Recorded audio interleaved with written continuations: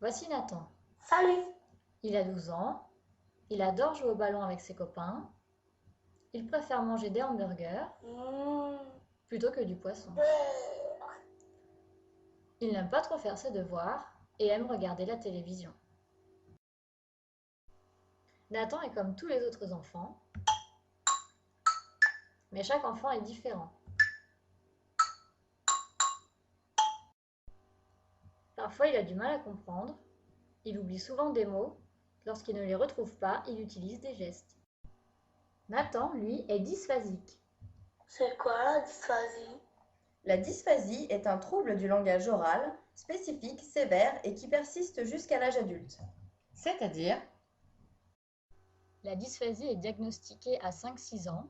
Certains signes peuvent nous alerter, comme une absence de mots à 18 mois, un vocabulaire inférieur à 30 mots à 2 ans et pas de combinaison de 2 mots à 3 ans.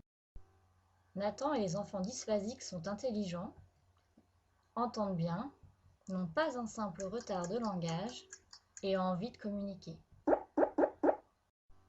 Mais ils ont des difficultés pour s'exprimer et parfois même pour comprendre le langage. Ces difficultés sont importantes et peuvent se répercuter dans la vie quotidienne. Les enfants dysphasiques pourront avoir des difficultés pour produire des sons, des mots, construire des phrases, raconter une histoire ou leur journée, ou encore dans leurs échanges sociaux. Allons voir de plus près chaque composante. Les sons. Chez l'enfant dysphasique, certains sons apparaissent plus tard. Il peut être difficile d'entendre la différence qui existe entre des sons proches. Par exemple, de, be, pe peuvent être confondus. L'articulation peut poser problème et les sons peuvent être déformés. Les énoncés de l'enfant seront peu ou pas compréhensibles. Les mots. Les premiers mots apparaissent plus tard. Et même après un certain âge, le vocabulaire de l'enfant reste pauvre. Il lui arrive parfois de ne pas trouver ses mots et il a des difficultés à comprendre le sens de certains mots. Les phrases. Les phrases sont le plus souvent courtes et simples. Prenons l'exemple, les petites grenouilles vont attraper la mouche. Parfois, certains mots sont oubliés Les grenouilles attrapées mouches. et les accords peuvent poser problème. Les petites grenouilles vont attraper le mouche. Les phrases sont donc incorrectes. Et les phrases complexes, quant à elles, sont difficilement comprises. Le discours. Lorsque l'enfant raconte une histoire ou sa journée, il ne précise pas toujours quand et où se passe l'action. Si l'enfant nous raconte l'histoire de Piou Piou, l'oiseau qui réussit à se libérer de sa cage, il lui arrive de mélanger l'ordre de l'histoire. L'enfant peut rencontrer des problèmes d'informativité. C'est-à-dire que si l'enfant veut un chat noir, dans cette situation, nous ne savons pas de quel chat noir il parle. Il nous manque des informations. Les échanges sociaux. Ici, nous abordons les compétences pragmatiques comme le respect des règles de communication, le partage d'un même sujet de conversation et la prise en compte du point de vue de l'autre. L'enfant dysphasique n'attend pas toujours son tour pour parler et coupe la parole de l'autre. Maintenir un sujet de conversation peut lui poser problème. Lorsqu'il est avec ses amis, ce n'est pas le premier à engager la discussion. Ces difficultés pragmatiques peuvent être la conséquence de troubles langagiers ou y être seulement associés. À ces difficultés s'ajoutent des troubles dans le domaine non langagier. En effet, on peut observer des troubles de l'attention et de la concentration, des difficultés pour mémoriser, les habiletés motrices, comme par exemple faire du vélo, écrire ou jouer au ballon, peuvent être difficiles à réaliser. L'enfant dysphasique a également du mal à percevoir l'intensité du temps et des émotions. Retenons que chez l'enfant dysphasique, tous les domaines ne sont pas atteints en même temps. Certaines capacités sont plus touchées que d'autres et leurs difficultés évoluent au cours du temps. une prise en charge précoce est donc essentielle pour favoriser le bon développement de l'enfant. Malgré l'ensemble des difficultés rencontrées par Nathan et les enfants dysphasiques, n'oublions pas que l'intelligence, l'audition, la communication non verbale et l'envie de partager ses idées sont préservées. Et surtout, que ce sont des enfants comme les autres. Et maintenant, voici quelques idées pour vous, parents, aider Nathan.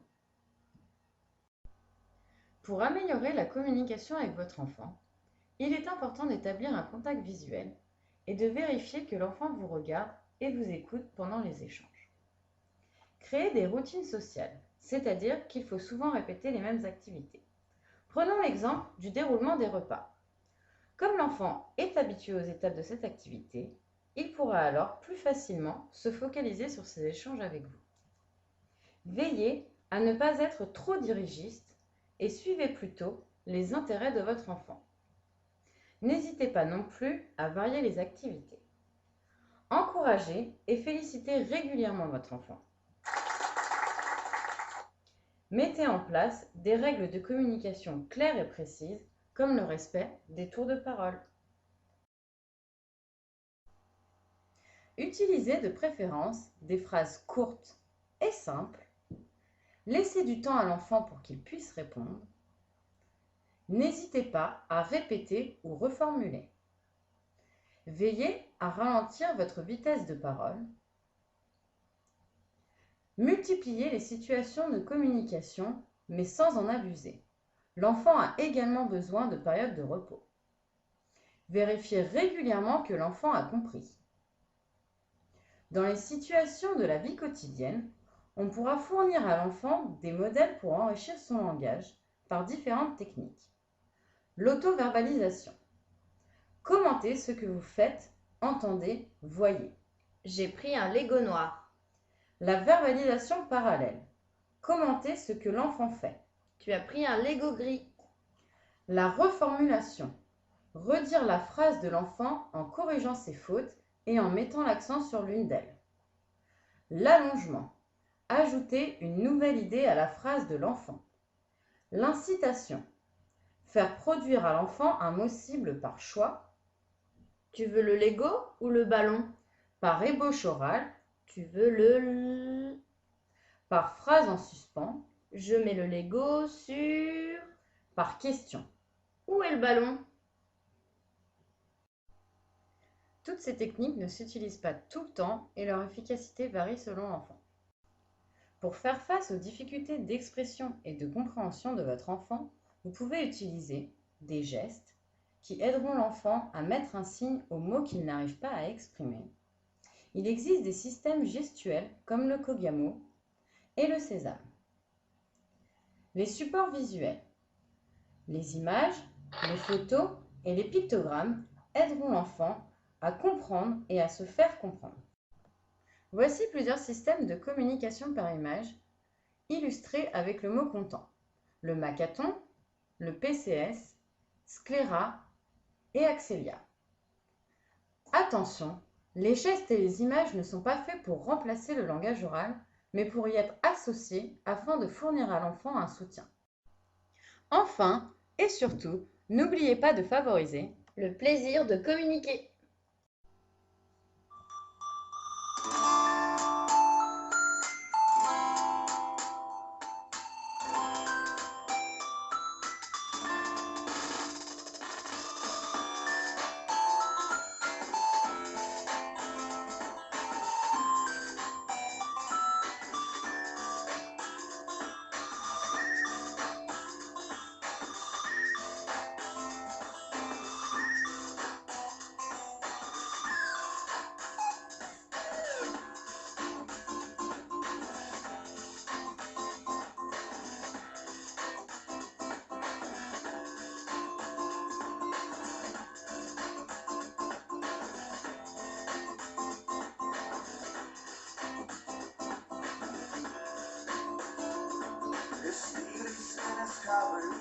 My centuries of dust.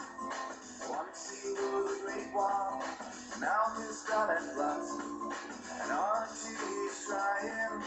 Can you feel the pain of the sad robot? And it's driving him insane. He can turn back time and history, says life became a misery. He has to face the destiny, but he can't.